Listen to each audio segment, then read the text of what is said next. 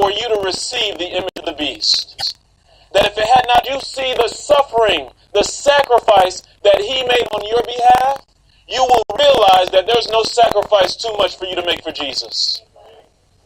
Even when people begin to call you an offshoot, when they begin to call you names, when they begin to say things about you, you won't worry about that. You won't worry about your reputation because Jesus died for you and he lost his reputation.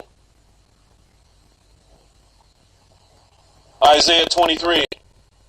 Isaiah 23 and verse 15. Notice what the Bible says. Isaiah 23 and verse 15.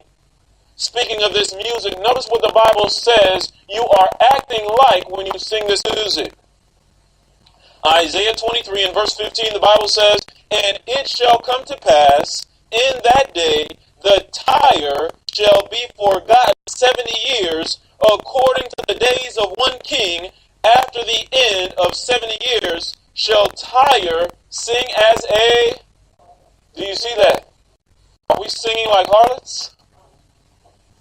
Are we singing like harlots?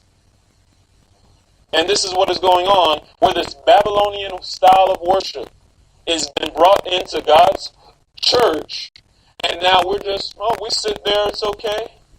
We act as if God will accept it, when we should never give our presence or give sanction to sin by our presence, our words, our actions, our deeds, our silence. We should never give sanction to sin. Never.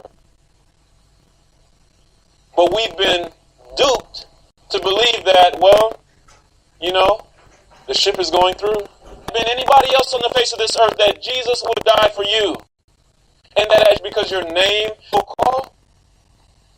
Jesus said, any man that climbs up some other way is a thief and a robber. Jesus said, I am the door. That's what Jesus said. Without an experience through Jesus, there's no entrance into the family of God. Without a born-again experience, without a transformed heart, there is no entrance into the kingdom of heaven. No matter how many times you've been baptized, the heart must be converted. Because now we're baptizing the LGBT. And we're saying that they can serve in church leadership and be members in God's professed church. And when you understand the LGBT in connection with the second angel's message, in the story of Lot, 2 angels, how many angels? What is the second angel says Babylon is fallen? 2 angels. The second angel, the 2 angels came to Sodom and Gomorrah, an environment infested with the LGBT lifestyle. And the angels came with a message to Lot and say, it's time to get out because destruction is coming. So if destruction came to Sodom and Gomorrah, do we think that there's going to be no destruction for those who partake of the LGBT lifestyle? That they're going to be okay because they were baptized into a certain church? We must escape that environment as Lot and his daughters did.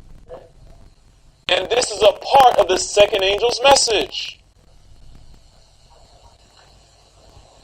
Tyre is singing like a harlot.